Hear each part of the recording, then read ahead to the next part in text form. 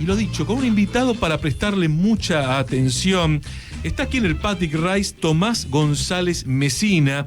Él es egresado en la carrera de Historia de la Facultad de Filosofía y Letras y es curador, o uno de los curadores, de una muestra que, si no la viste, anda al Museo Nacional, ahí en Parque Lezama, Defensa al 1600, muy cerquita de la Radiográfica. La muestra es Pasión de Multitudes, un recorrido por toda la historia del fútbol argentino. Vamos a hablar de la muestra, claro, por supuesto, pero también vamos a hablar de la pasión de Tomás, y tiene que ver con la Asociación Atlética Argentino Juniors, porque durante mucho tiempo estuvo a cargo del área de historia de la institución de la Paternal. Tomás, un placer tenerte aquí en la Vila Cancha, en Radiográfica. Bienvenido. Un placer para mí también, muchas gracias por la invitación. Finalmente vernos aquí en el estudio. Más de una vez hemos hablado por teléfono, pero bueno, finalmente aquí, muy contento de que me hayan invitado.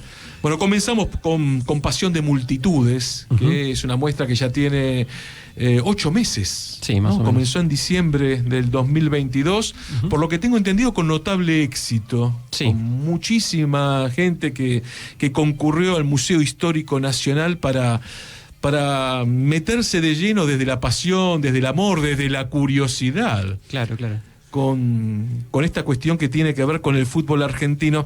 Contanos, Tomás, como curador, sí, ¿cómo surgió la idea, cómo surgió el proyecto? Y esto tan particular que es, bueno, ¿desde dónde se comienza a cranear una muestra del fútbol argentino? Bueno, la idea surge como en el contexto, digamos, de la iniciativa que tiene la actual dirección del museo. El director es Gabriel Di Meglio, que es bastante conocido, es historiador también, por ampliar las temáticas que se exhiben en el Museo Histórico Nacional a temáticas del siglo XX. Porque el Museo Histórico Nacional tenía un sesgo bastante claro. Además, el contexto histórico del país en sus sucesivas etapas institucionales y de quiebres institucionales lo explica muy bien.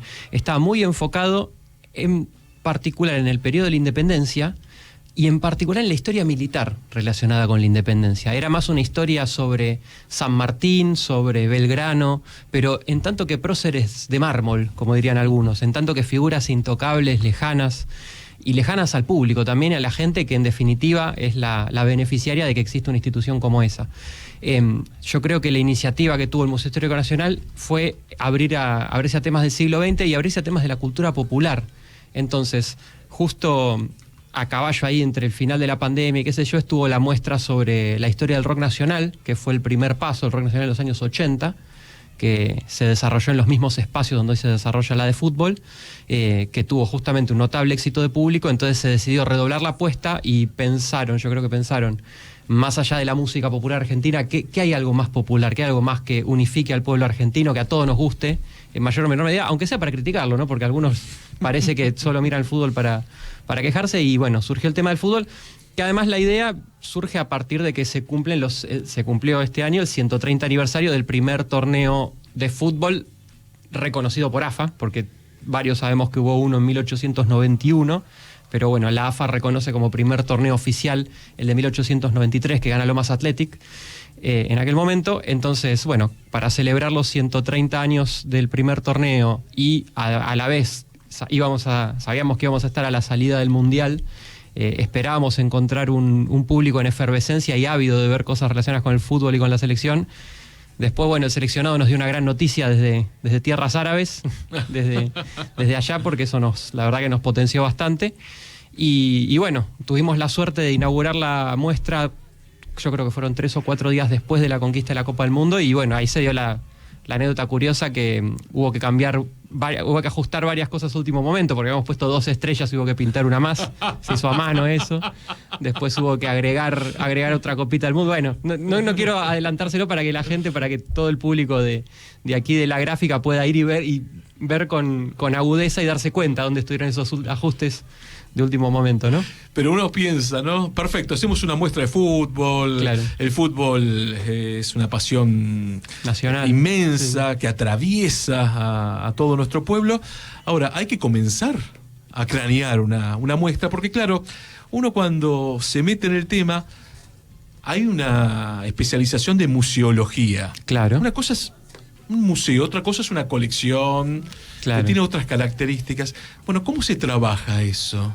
Bueno, justamente los museos tienen diversas áreas que van desde el registro y documentación de las colecciones, que es donde me desempeño yo actualmente, hasta la conservación, que es el cuidado material de las piezas en su condición física. Tenemos también los especialistas en montaje. O sea, las áreas dentro de los museos están muy especializadas y tenemos equipos técnicos en cada una que obviamente cuya opinión hay que respetar mucho. Entonces, lo que se hizo en esta ocasión en particular, como era un tema además con tantas aristas como vos bien mencionás, fue armar un equipo ad hoc para esta muestra. En lugar de descansar únicamente en el equipo que tiene el museo, que es un equipo por demás calificado, yo diría que son los mejores especialistas del país, cada uno en cada cosa, por eso están en este que es uno de los principales museos de nuestro país.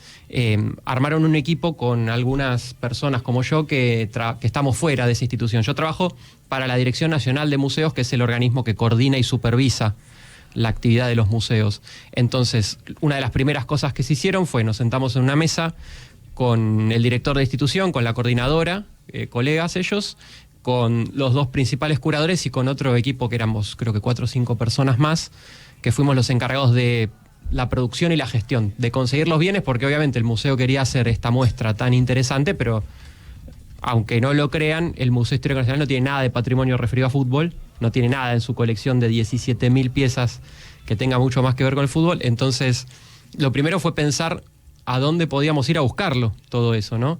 Afortunadamente, algunos de los que estábamos en esa mesa teníamos ciertos contactos.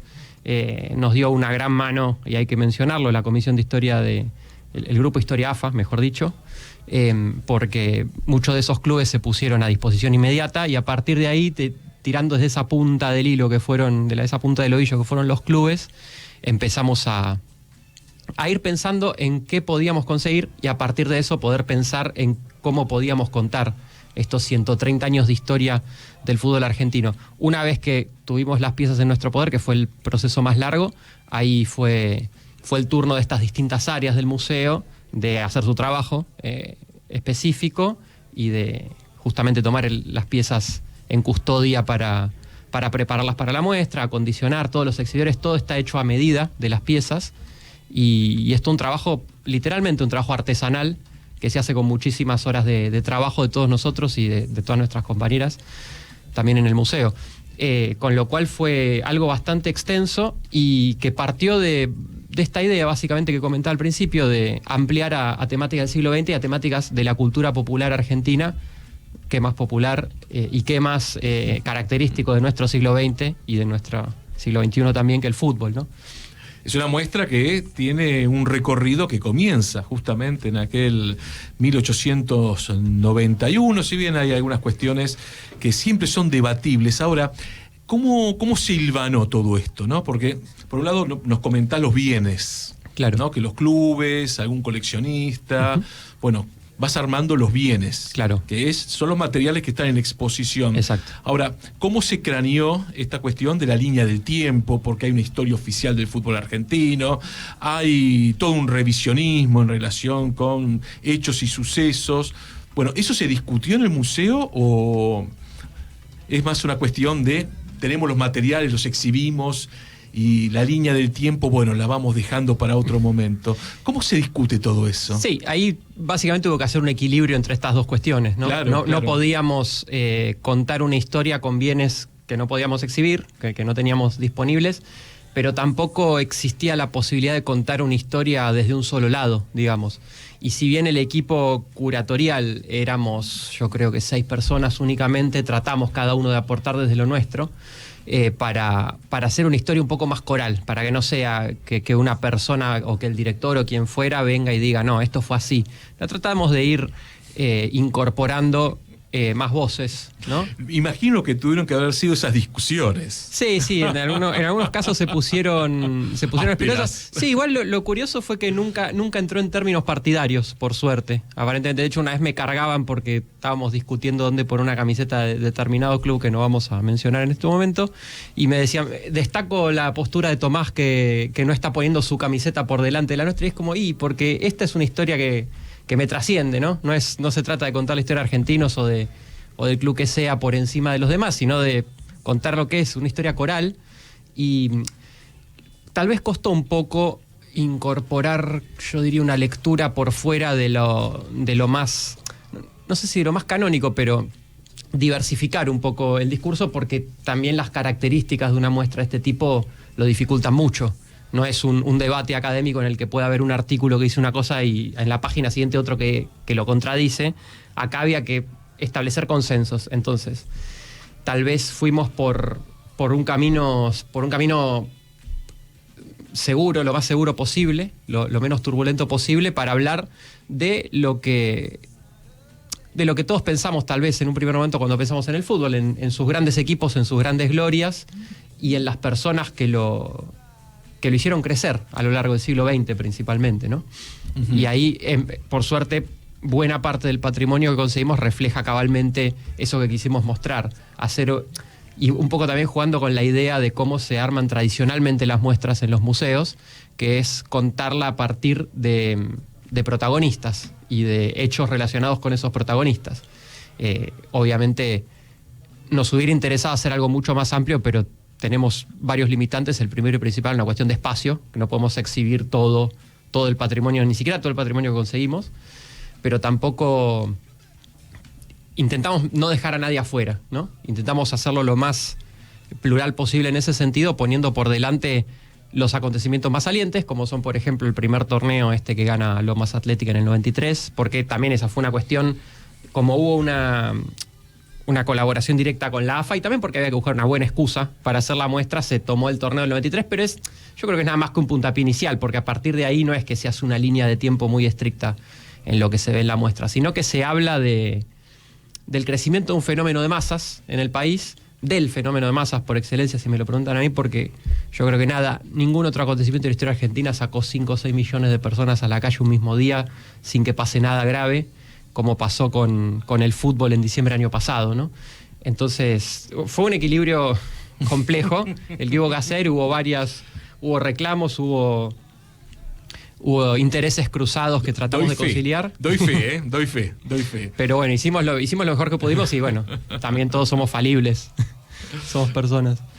Ahora, me imagino cómo fue también organizarse y pensar todo, porque en la Argentina tenemos la dicotomía de que el fútbol argentino es muy porteño. Claro, ¿no? Exactamente. Tener también una construcción de una mirada de cómo creció en el resto del país, sumergido también a esta realidad de la Asociación de Fútbol Argentino, es muy porteñocéntrica de Buenos Aires. Claro, sí. A ver, es algo que obviamente queda de manifiesto en la muestra y también lo comentaba fuera de aire con Carlos, tuvimos cierta dificultad para acceder también a los clubes del interior, a su patrimonio. Hubo algunas honrosas excepciones que creo que el que vaya a la muestra se va a dar cuenta muy pronto cuáles fueron, sin detrimento de los demás, ¿no? Pero que tratamos de dar cuenta de eso, de ese fenómeno metropolitano, y también hay que entenderlo un poco en su contexto, porque yo creo que el fútbol es un fenómeno eminentemente metropolitano, por lo menos en sus primeros años, o que tuvo más protagonismo de la región metropolitana en sus primeros años, porque también la población estaba sobreconcentrada en esta región del país. Y igual, de todos modos, en la muestra damos cuenta de cómo, a partir sobre todo en aquel momento del desarrollo de las vías férreas, el fenómeno se expande con mucha velocidad, primero en las ciudades puerto como Buenos Aires, como Rosario, etcétera, pero después a través del ferrocarril a todo el país, con ese ferrocarril que todos sabemos a principios del siglo XX llegaba hasta lo más recóndito de nuestra patria.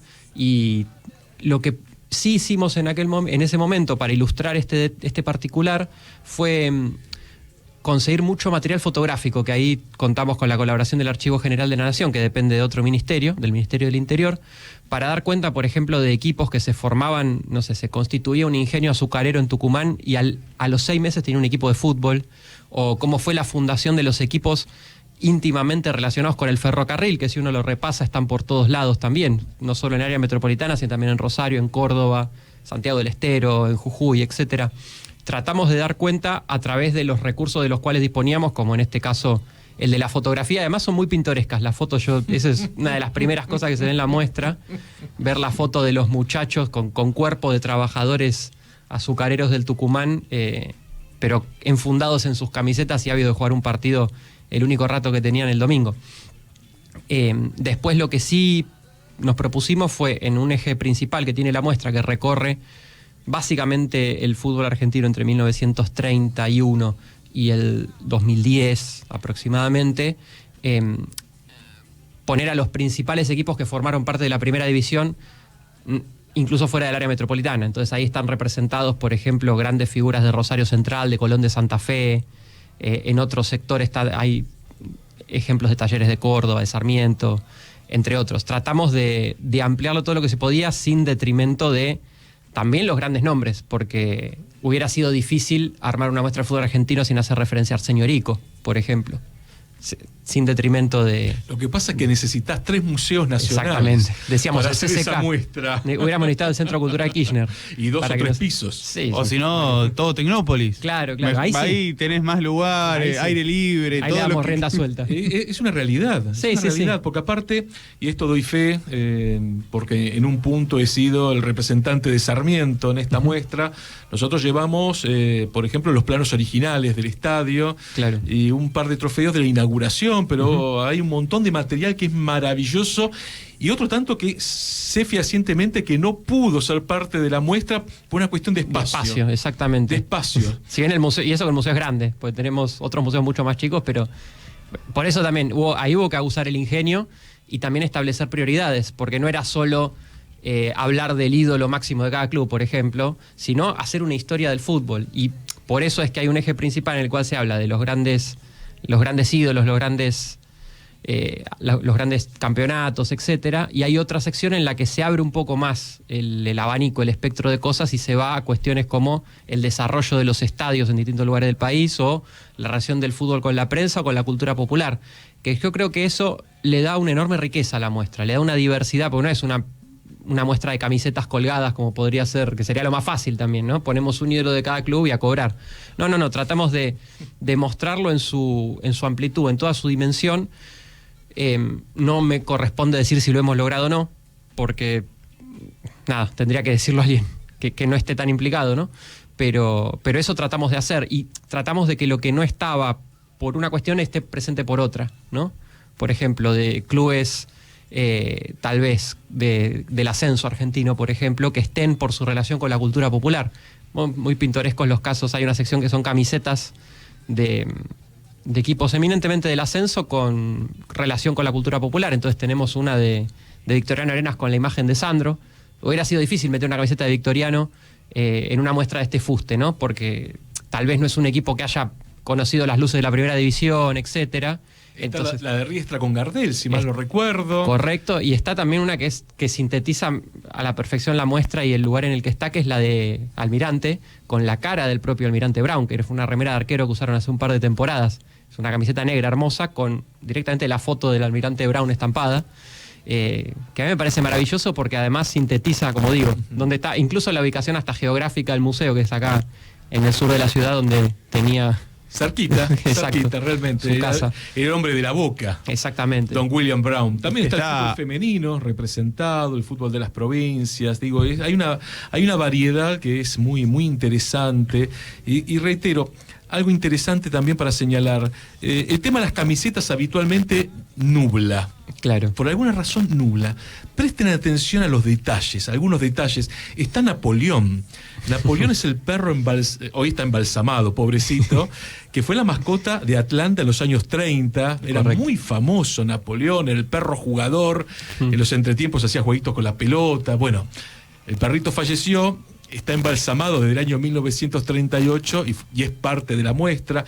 Está el arcado original del estadio de Gimnasia Esgrima La Plata. Correcto, El sí. sillón que utilizaba Diego Maradona. Hay un montón de material que es sencillamente fantástico. Por eso es muy interesante, pero muy interesante esta muestra Pasión de Multitudes, porque atraviesa desde un lugar muy piola, desde la historiografía. Claro. Hay una cuestión también que tiene que ver con la museología, no solamente con el coleccionismo, para que quede bien claro, pero es popular. Por lo menos la idea de lo popular se nota muy claramente. Y hay algo que a muchos le pasó desapercibido, pero a mí me fascina, que hay una radio antigua, ¿no? Y se van escuchando goles antiguos. Goles emblemáticos, además, del fútbol argentino. Bueno, no quiero adelantar tanto para que la gente vaya y lo vea. Vayan. Sí. Quien no fue, que vaya. Nehuen. No, que la cuestión que justo quería detallar, bueno, la casa original de Brown está en la calle Martín García. Ya no está más la casa, pero es a 300 metros. Sí, Hoy en día hay un banco, el banco de la ciudad, si no me equivoco, y está la plaqueta. Y el Museo Nacional está en Parque Lezama, una cuestión geográfica, son escasos metros. Nada, ahí nomás. 17:32. La muestra es hasta septiembre. Sí, en principio vamos a cerrar el 31 de agosto, que es ahora el jueves próximo, del jueves de la semana próxima. Estamos ahí negociando los últimos detalles para extenderla por lo menos hasta el 23 de septiembre, para que coincida con la Noche de los Museos. El cierre, que la Noche de los Museos se desarrolla aquí en la ciudad el día 23 del mes próximo, con lo cual estamos ahí cerrando los últimos detalles. Ya va a salir el anuncio oficial, pero acá tenemos la primicia de que estamos en eso. ¿Hay una idea de cuántos visitantes tuvo la muestra desde aquel diciembre del 2022 hasta la actualidad? La verdad que el dato concreto te lo debo, pero te puedo garantizar que es la muestra con mayor cantidad de visitantes en la historia del museo desde que se cuentan las visitas. Excelente. O sea, la que más visitantes tenía había sido la del Rock Nacional, y esta ya la superó, creo que en 4 meses superó los que la otra había tenido en 10. Yo lo repito permanentemente aquí en Abrí la Cancha, el fútbol en la Argentina es una industria cultural y hay que comprenderlo desde ese lugar. Correcto. ¿Es entretenimiento y espectáculo? Lo es, pero es una industria cultural. 17:32. Está Julián Pelliza en la operación técnica. Nos vamos a la tanda y seguimos con Tomás González Mesina, pero cambiamos, salimos de Pasión de Multitudes y nos metemos en otra pasión. 17:35. Continuamos en esta edición martes de Abrí la Cancha junto a Tomás González Mesina, historiador, hombre de la Asociación Atlética Argentino Juniors. Ahí nos metemos porque junto a Tomás durante mucho tiempo compartimos el espacio de Historia AFA, en el caso de nuestro invitado representando, lo dicho, a Argentinos Juniors. Y recuerdo cuando comenzó la pandemia que te sacamos al aire, hablando del génesis de Argentinos, y fue un momento maravilloso. Bueno, Argentinos Juniors cumplió un nuevo aniversario el 15 de agosto pasado. Y la idea no es rememorar lo que ya dijiste, porque claro, si no sería por demás aburrido, y aparte eso ya está el artículo en la web de la radio, está el corte de audio, pero a mí me quedan algunas cosas ahí pendientes de este Argentinos de gran presente, y tiene que ver con lo siguiente, ¿no? Y es parte también de la muestra, ¿no? Porque recién hablamos de Pasión de Multitudes, un club fundado en Villa Crespo, en la calle Malavia. Es más, será la Asociación Atlética Argentinos Juniors de Villa Crespo. Sí. Argentinos Unidos de Villa Crespo, el primer nombre. Y que termina tan arraigado en otro barrio, claro, que es la Paternal. Exactamente. ¿No? ¿Cómo es ese traslado, claro, de Villa Crespo a la Paternal? Sí, se debe a que en aquel momento, en aquel periodo histórico, la ciudad de Buenos Aires estaba en pleno proceso de desarrollo, llegaban oleadas de inmigrantes una tras otra, y lo que sucedía era que era muy difícil mantener la estabilidad en un mismo terreno de juego, ¿no? Porque los terrenos se alquilaban a sus dueños o a sus presuntos dueños en algunos casos, y eventualmente, como los costos del valor de la tierra crecían, los dueños ya no querían alquilarlo para una cancha, sino que querían lotearlo para hacer propiedades para vender a los especuladores inmobiliarios, entonces desplazaban a los equipos de esos predios, ¿no? Caramba, ¿cómo que había especuladores inmobiliarios en el año 1910? ¿Quién lo hubiera dicho? No lo puedo creer. Así que, bueno, las mudanzas eran muy habituales. Argentinos se funda efectivamente, como bien decís, en Villa Crespo, y de hecho tiene su primera disque secretaría en la calle Araos y Corrientes. En aquel momento Corrientes se llamaba Triunvirato, de tan antiguo estamos hablando. En Arauz 450, que no era ni más ni menos que la vivienda de 2 de los fundadores, de los hermanos Agostini. Pero lo que pasó fue que había una inestabilidad crónica en el tema de la posesión o de la ocupación de los terrenos de juego. Entonces Argentinos pululó por varios lugares, y recién en el año 1925 se afinca definitivamente en la Paternal. Había tenido algunos coqueteos con el barrio, había tenido una cancha en en Villa Ballester, otra en otro lugar del partido de San Martín, y la que más duró fuera de la de 1925 estaba en lo que es Villa Ortúzar, en Fraga y Estomba, una zona que justamente que hablamos de especulación inmobiliaria se ha cotizado mucho en los últimos años con la llegada del subterráneo, pero precisamente es por esta inestabilidad, no es propia de Argentinos, sino que es propia de un montón de clubes, sobre todo de los clubes que en aquel momento eran comparativamente más débiles.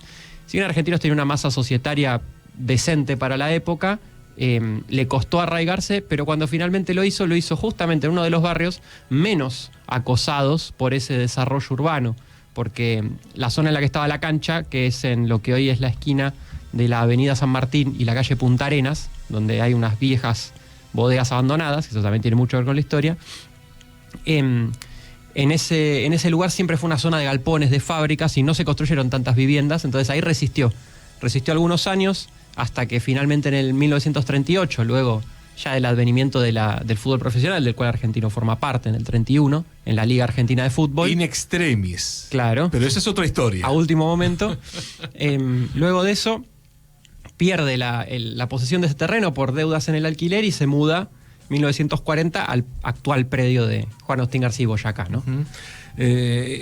Digo, a veces la historia de los clubes es una moneda al aire, porque tal vez la moneda caía en San Martín y la historia de Argentinos Juniors hubiese sido completamente distinta. Tal vez más similar a la de Chacarita, suele decir un colega, que se afincó justamente en aquella zona y generó una hinchada donde antes tal vez nadie lo había sentido nombrar al Funebrero. No, el propio Vélez Sarsfield, que en la década del 30 del siglo pasado, también con esta cuestión de los loteos, de los dueños que decían, mejor lotear, claro, vender.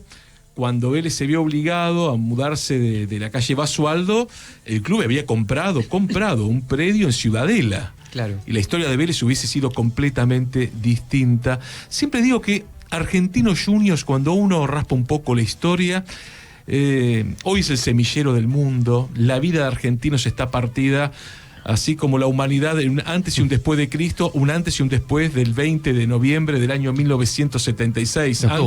De octubre. Antes o después de Maradona. Ahora, cuando se estudia la historia de Argentinos Juniors, vos hablabas de la década del 30, ¿no? Argentinos Juniors entra in extremis a la liga profesional, hubiese caído del lado del amateurismo y tal vez hubiese sido otra la historia. Lo obligaron a fusionarse con Atlanta. El año 37 se quedó sin cancha, claro, estuvo alquilando el estadio de Sportivo Palermo, que era casi una pieza de museo en aquellos días, no tenía virtualmente socios, se quiso fusionar con Almagro, pasó un montón de peripecias y lo curioso es que el club siguió funcionando. Claro. O sea, Argentinos Juniors tuvo en muchas oportunidades de su historia al borde mismo de la desaparición. Y cuando uno lee las crónicas, y esto es lo que te quería consultar, los viejos socios decían, no, esto es una asociación atlética, esto es algo diferente. Claro. ¿Por qué el concepto de asociación atlética lo hace tan especial a Argentinos Juniors? Justamente porque el grupo fundacional, lo que yo doy en llamar los padres fundadores por una cuestión así cariñosa, pintoresca, estaba integrado en su totalidad por jugadores de ideas políticas socialistas y anarquistas. Ellos, desde esa cosmovisión, interpretaban que un club, o un club, como tal vez le decían todavía anglosajonamente en aquellos años, era una cuestión exclusiva, era una cuestión para pocos y era una cuestión que solo podía representar una élite. En cambio, una asociación era entre libres e iguales. Detrás de la cuestión de la denominación no solo está esta cuestión de la asociación en contrapunto con el club, como espacio de libres e iguales, o como espacio inclusivo. Y fijémonos, libres e iguales suena muy amazónico. ¿Hay algo de eso? No sé si llega a ese punto, pero no, porque eran más bien jóvenes de clase trabajadora y tal vez los masones venían de otro... No, digo porque Ariel Capelletti, que es un especialista en la historia de Argentina, de talleres de escalada, bueno, hoy está a cargo de la prensa del club, es directivo, explicó el origen masón de la institución, claro, con muchos detalles. No, acá era un origen eminentemente político y que es más... a mí me han preguntado varias veces, porque yo, como vos bien contabas, estuve a cargo del área de historia y muchas veces di visitas guiadas en el museo orientadas a a visitas ilustres, dirigentes de otros clubes, etcétera, y me preguntan, ¿y por qué no fundaron un partido político en vez de un club? Yo le digo, pues un partido político y un club son dos formas de intervenir en una realidad, son dos formas de llevar adelante una utopía. Y ellos lo que decían, porque lo recogen nuestras fuentes, hay que mencionarlo, ¿no? Porque hay un trabajo monumental hecho con la historia del club, no le cabe otro calificativo, que fue el de Hugo Fraso, un socio vitalicio, al cual todos apreciamos muchísimo, porque Hugo Fraso era maestro de escuela, tenía una gran curiosidad por la historia, y tuvo la feliz idea de empezar a entrevistar a los fundadores, cuando todavía estaban vivos en la década del 70, del siglo pasado, y de reconstruir así, como un artesano, como un orfebre, buena parte de esos orígenes. Y ellos decían que en realidad el club era una forma de activar políticamente, a su manera. Era una forma de educar a la gente en una instancia no formal. Entonces, en vez de armar una biblioteca, como solían hacer los socialistas en aquel tiempo, armaron un club para educar a la gente o para inculcar sus valores a través del deporte. A mí siempre me emociona mucho pensar esto, porque yo no puedo evitar pensar que hay una continuidad entre esos valores fundacionales y los valores que hicieron que Argentinos sea hoy el semillero del mundo. Porque lo que se valoraba y lo que valoraban estos jóvenes obreros anarquistas de la década del 900 era el trabajo serio, el compromiso, el esfuerzo, ayudar al compañero, la lealtad, el deportivismo en el buen sentido del término, ¿no? Entonces, a mí me gusta creer que en el fondo hay valores que diferencian a las instituciones, ¿no? Tienen valores inherentes que, a pesar de que la coyuntura a veces los tironea un poco, siempre están ahí. Y en el caso de Argentino fue esto, y además, volviendo a lo del nombre, no solo le pusieron asociación, sino que en aquel momento, como bien sabrá la audiencia, estaba totalmente prohibido y era perseguido cualquiera que se preciara de anarquista. No se podía manifestarse abiertamente en favor del anarquismo. Era un riesgo muy grande para la integridad de las personas, porque estábamos en el gobierno de Roca, para dar un parámetro histórico. Entonces ellos, cuando deciden denominar al club, le ponen Asociación Atlética y Futbolística Argentinos Unidos de Villa Crespo. En aquel momento necesitaban un sello de goma para enviar cartas a los diarios, sellar y poder pedir desafíos contra los otros clubes. Era tan precario el sistema. Entonces, cuando van a la librería a hacer el sello, les dicen, no, es muy grande, eso no entra. Y Ravera Bianchi, que era un muchacho de 19 años, que fue el primer presidente del club, dice, bueno, póngale Argentinos J, Asociación Atlética Argentinos J. Entonces, cuando vuelve, le dicen, ¿pero por qué esto? Le dice, no, es que no entraba el nombre completo, lo tuve que acortar. ¿Y por qué Argentinos J? Dice, no, Argentinos Juniors, como hijos de la Argentina. Querían ponerle Juventud Argentina, hijos de la Argentina, pero no hablaban inglés. Es un caso de error de traducción, como el de Chacarita Juniors, el de Boca Juniors. Entonces, y le dice, pero muchachos, esperen. Y él lo escribe como en una pizarra y pone Asociación Atlética Argentina Juniors, AAJ, puede significar esto, pero también significa adelante anarquistas, avancemos juntos. Esa es una frase, una anécdota deliciosa que la reconstruye Fraso a partir de las entrevistas con los fundadores. O sea, ya el club en su propio nombre, en su propia sigla, esconde un mensaje anarquista. ¿Y por qué le ponen argentinos siendo anarquistas ellos, que odiaban al Estado Nacional? Y para justamente pasar desapercibido, no cometieron no tuvieron la desfachatez tal vez que tuvo el Club Atlético Colegiales y sus ilicios, que directamente se llamaba Libertarios del Sur, Libertarios Unidos. Directamente con camiseta roja y negra, por las dudas. Claro. Si había alguna duda, por si quedaban dudas. Hay un señor llamado Ramón Falcón que no estaba muy de acuerdo. Claro, pero sí, bueno. Me puedo imaginar. Era propio del buen Ramón. Así que en Argentinos trataron de ser un poco más pícaros y optaron por la inicial, que daba cuenta de su origen anarquista, como una clave, y después por el color rojo. Eso es bastante más obvio, el color rojo que unifica tanto a anarquistas como socialistas, pero de luego le cruzaron una banda blanca en el escudo, porque el blanco es el color de la solidaridad internacional. Entonces el hecho de que el blanco cruce al rojo por arriba habla de que lo único que está por encima de los valores es la solidaridad entre los pueblos. O sea, todo, si bien el origen no es masónico como en el caso de Talleres, el origen es anarquista y se ve en cada detalle, en cada uno de las decisiones que tomaron en los primeros tiempos, y que mucha gente sin saberlo hoy levanta una bandera de los anarquistas cuando está ahí en el Diego Armando Maradona. Sí, ya es una bandera popular, Claro, me por parece, supuesto. ¿no? Excede, Ya, sí. esta cuestión con el paso del tiempo. Estamos junto a Tomás González Mesina, que lo está disfrutando usted del otro lado. ¿Cómo está viviendo esta actualidad de Argentinos Juniors? Bien. Conforme podríamos decir. Luego del golpazo que fue la eliminación de la Copa Libertadores, que estuvo teñida por estas circunstancias sospechosas que a veces se dan entre clubes más fuertes y más débiles en la querida Conmebol. Más conocido como arbitraje. Sí, arbitrajes. No, y también hubo algunas cuestiones que yo escuchaba el otro día que hablaban con el Polo Quinteros, un gran ídolo de la casa, no solo de arbitraje, sino de destrato directamente al hincha.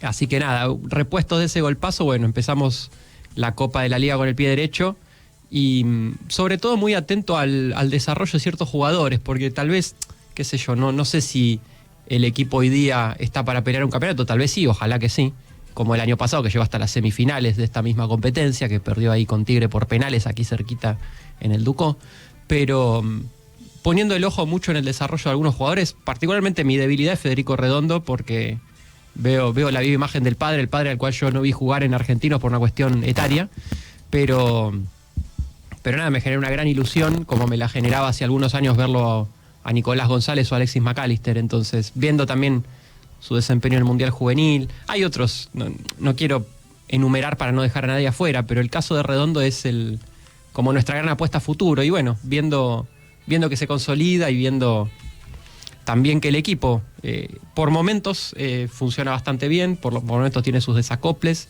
y bueno, entendiendo que es parte de un proceso de más largo plazo, ¿no? En el caso de Federico Redondo, que coincido, es un jugador brillante y aparte de esta cuestión tan singular, ¿no? Un padre talentosísimo, quien lo vimos jugar, sabemos que era un hombre que tenía una clase superlativa, y un hijo que uno le ve las mismas herramientas. Hasta el mismo porte, el tranco más largo. Sí. La misma altura, 1,90 m. Claro. Y esta cuestión de jugar como si tuviera patines, es increíble. Sí, ¿no? siempre está en el lugar donde le corresponde. Y a mí también me maravilla ver, porque, insisto, yo nací en el año 90, Redondo justamente en ese momento estaba dejando el club, y bueno, después uno también era un niño, no era consciente de ciertas cosas, pero es el Redondo que me cuentan los socios más grandes, es el que yo estoy viendo, es una continuidad de la historia. Y a mí me maravilla también la cuestión de que, como vos bien decís, yo creo que Federico Redondo podría estar jugando en cualquier club europeo tranquilamente, no ahora, sino, o sea, se podría haber formado en cualquier club europeo, y a mí me emociona profundamente, y vuelvo a la cuestión de los valores que decía hace unos minutos, porque si el padre lo trajo a jugar a Argentinos es porque algo hay. No es lo mismo formarse en la cantera del Real Madrid, que debe ser de superlujo, que formarse en Argentinos, que igual en lo que refiere a juveniles es bastante competitiva. El fútbol argentino hoy tiene estructuras en claro. fútbol base que son enormes. Bueno.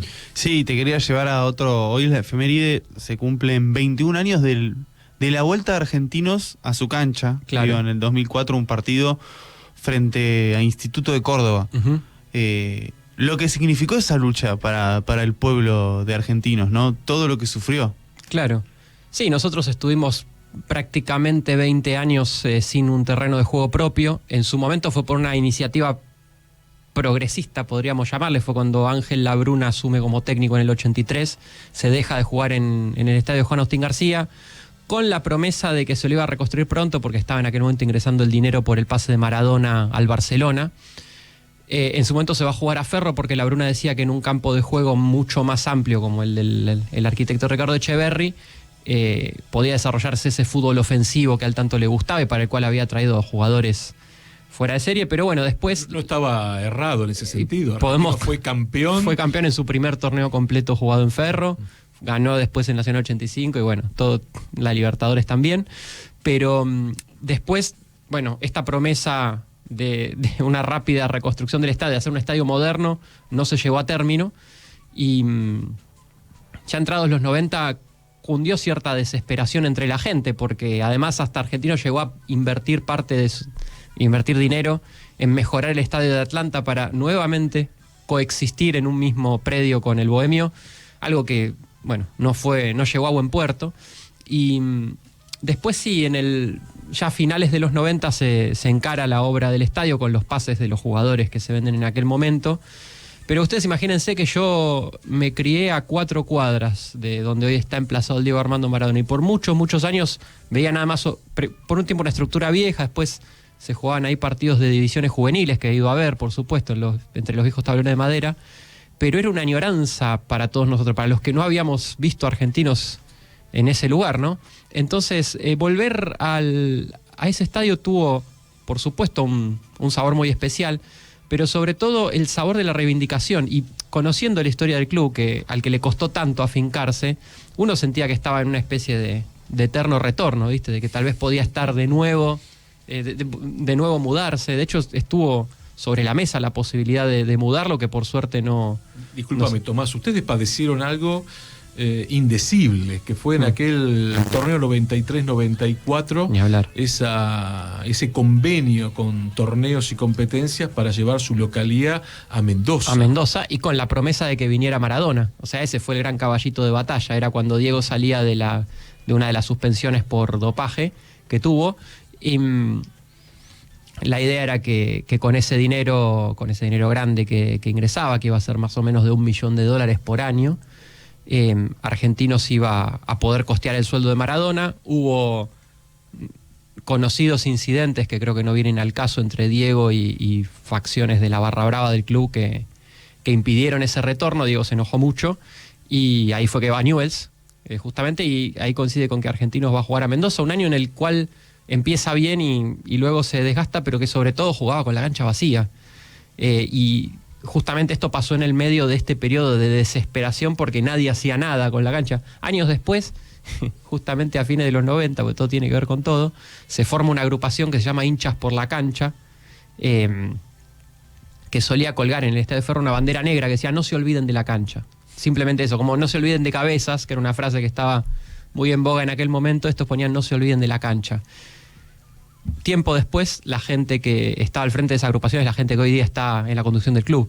O sea, imagínense lo importante que era la cuestión de recuperar el lugar de pertenencia en Juan Agustín García y Boyacá, que terminaron siendo eventualmente los que conducen a Argentinos. Cristian Malaspina era uno de los dirigentes de esa agrupación, una agrupación de gente joven, que como yo estaba muy afectada por casi no haber vivido Argentinos jugando en Juan Agustín García y Boyacá.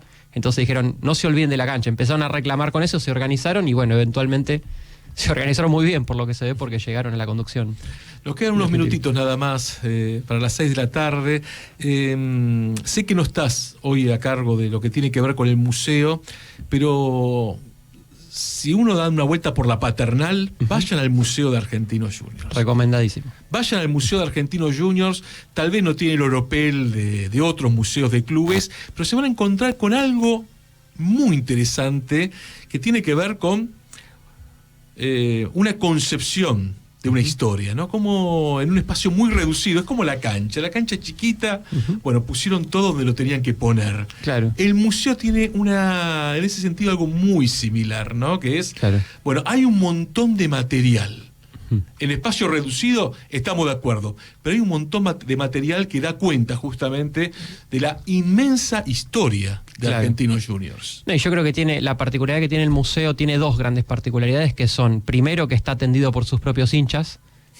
Todos los que trabajan ahí son hinchas del club, todos los que lo manejan, lo gestionan todo, porque hay algunas instituciones que tienen esas áreas concesionadas, ¿no? Que son negocios privados, que le dan un canon al club, etcétera. El de Argentinos no, es directamente la gente del club. Los guías son los hinchas, entonces te pueden contar y vos ves cómo se le pone la piel de gallina cuando te cuentan en qué parte de la tribuna estaban el día que Argentinos le mete el cuarto gol Independiente el 9 de mayo de 2010, una semana antes de salir campeón. Y además tiene otra de las grandes ventajas que tiene es que hay un acceso bastante extendido si uno hace el recorrido con la gente del museo por las distintas instalaciones del estadio, que en otros clubes no se da. Así que eso está muy recomendado. Y también porque la otra gran particularidad que tiene es que la influencia y el mayor empuje para armarlo fue de los socios vitalicios del club. Y ellos siempre están de una forma o de otra los sábados porque se reúnen ahí y están dando vueltas y a veces hasta interrumpen y se ponen a contar, pero porque lo que tienen para contar es muchísimo más interesante que cualquier otra cosa, ¿no? Fueron los grandes hacedores, los grandes impulsores, fueron hasta quienes lo financiaron tanto con aportes dinerarios como con su trabajo en su momento y los que aportaron la mayoría del material que está ahí. Así que siempre... Yo digo, es muy contradictorio porque las categorías de socio en Argentina son activo y vitalicio y los vitalicios son más activos que los activos, que están siempre haciendo cosas. Así que les mandamos un abrazo grande y sí, les recomendamos a todos la visita. El museo está abierto los días martes, jueves y sábados. Únicamente chequen, por favor, en las redes el horario exacto porque ahora no lo tengo, pero es más que recomendada la visita, sí. Un detalle, ¿no? Porque, reitero, uno se pierde con las camisetas. Por alguna razón generan fascinación, pero... escarben. Y en Argentinos Juniors, en su museo, hay algo que cuando uno lo ve dice, caramba, hay una cuchilla acá.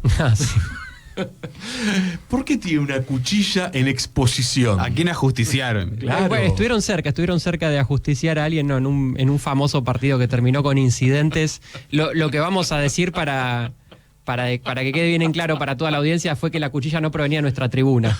La encontró el canchero, se la quedó y ahora la tenemos exhibida en el museo. Fue un partido con incidentes contra un equipo aquí cercano que no lo vamos a nombrar porque pobre gente de Boca no tiene por qué quedar identificada con eso.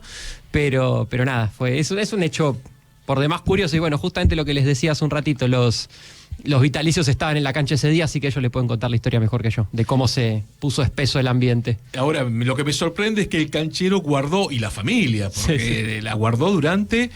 Esto fue en 1960. Exacto, y el museo abrió en 2009, así que casi 50 años. Guardando la cuchilla. La famosa cuchilla. Sí.